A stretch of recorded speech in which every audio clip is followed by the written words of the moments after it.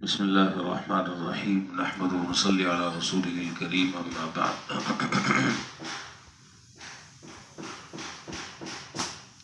عن ابی ایوب الانصاری رضی اللہ تعالی عنہ قال جاء رجل الى النبي صلی اللہ علیہ وسلم فقال عظنی واوجز فقال اذا آواز کو تھوڑا سا دیکھیں نا آواز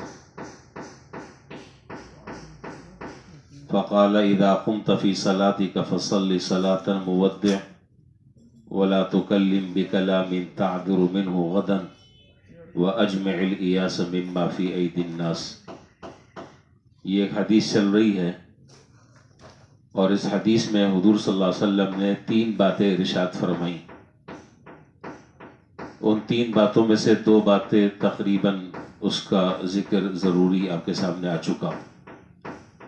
ایک تو بات یہ تھی کہ جب تم نماز کے لیے کھڑے ہو تو اپنی وہ نماز آخری نماز سمجھ کر پڑھو۔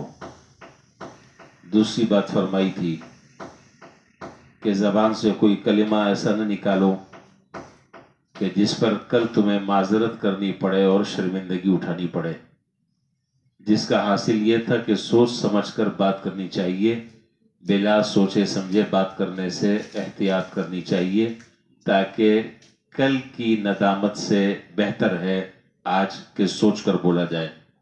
2 باتیں ہو گئیں۔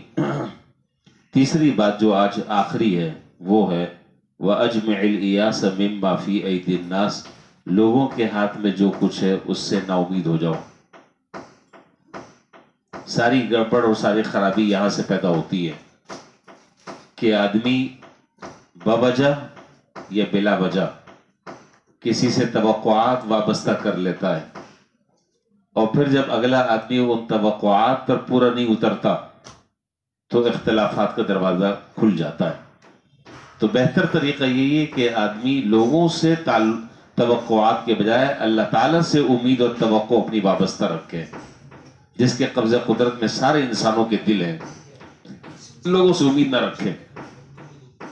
اور حکیم الامت حضرت مولانا اشرف علی صاحب تھانوی رحمہ اللہ کا ایک اس سلسلے میں قیمتی ملفوظ ہے جو آپ نے اپنے مواعظ میں اور اپنی کتابوں میں ارشاد فرمایا کہ اس دنیا میں عافیت کے ساتھ رہنے کا، اس دنیا میں عافیت کے ساتھ رہنے کا اور سکون کے ساتھ رہنے کا صرف ایک طریقہ اور ایک حل ہے، اور وہ یہ ہے کہ دوسروں سے امید لگانا چھوڑ دو، دوسروں سے امید قائم کرنا چھوڑ دو، چاہے وہ باپ ہو، چاہے وہ استاد ہو، چاہے وہ شوہر ہو، چاہے وہ پیر صاحب ہو، چاہے وہ کوئی فقیر صاحب ہو، امید کسی سے بھی مت لگاؤ۔ اگر آپ کی طبیعت اور مزاج کے مطابق کسی آدمی نے کام وہ کر دیے جو آپ چاہتے ہیں تو الحمدللہ اچھی بات ہے، اور اگر آپ کی توقع کے مطابق کام نہیں ہوا، آپ کی امید کے مطابق کام نہیں ہوا، کوئی بات نہیں، اس لیے کہ آپ نے امید لگائی نہیں تھی۔ امید لگاتے تو مسائل پیدا ہوتے، آپ نے تو اللہ تعالیٰ سے امید لگا کے رکھی ہے، اور جو آدمی اللہ تعالیٰ سے امید لگاتا ہے وہ کبھی مایوس نہیں ہوتا۔ جو آدمی اللہ تعالیٰ کی رحمت سے امید وابستہ کر لیتا ہے وہ کبھی مایوس نہیں ہوتا، اور جو لوگوں سے امیدیں وابستہ رکھتا ہے وہ در در کی ٹھوکریں کھاتا ہے، اور لوگ اس کو دھکے بھی دیتے ہیں، لوگ اس کو سلواتے بھی سناتے ہیں، لوگ اس کی بے توقیری بھی کرتے ہیں، اس کی بے تعظیمی بھی کرتے ہیں۔ یہ سب کچھ ہوتا ہے جب آدمی کسی سے امید رکھتا ہے۔ مجھے بات یاد آئی، ایک بہت بڑے تابعین میں سے بڑے تابعی گزرے ہیں، ان کے بارے میں کتابوں میں لکھا ہے، بڑی عجیب بات ہے، ان کے بارے میں کتابوں میں لکھا ہے کہ وہ ایک مرتبہ ٹانگ پھیلا کر بیٹھے ہوئے تھے۔ وہ جملہ تو ہے عربی کا، میں اس کا آپ کو خلاصہ اردو میں بتاتا ہوں۔ تو وہ ٹانگ پھیلا کر بیٹھے ہوئے تھے تو سامنے سے بادشاہ گزرا، وہ ٹانگ ایسے ہی پھنسار کے بیٹھے ہوئے، تو بادشاہ نے کہا کہ آپ کو تمیز نہیں ہے، آپ کو پتہ نہیں ہے کہ میں کون ہوں اور میرے پاس کتنے خزانے ہیں، میرے پاس کتنی دولت ہے، اور آپ اس طریقے سے بے ادبی کے ساتھ بیٹھے ہیں۔ تو انہوں نے کہا کہ ٹانگ پھیلا کر وہ آدمی بیٹھتا ہے جس نے اپنے ہاتھوں کو سمیٹ لیا ہو.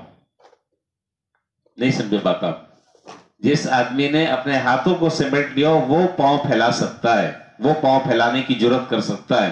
اور جس آدمی کا ہاتھ لوگوں کے سامنے ہو وہ ٹانگ پھیلانے کی کبھی جرت نہیں کرے گا.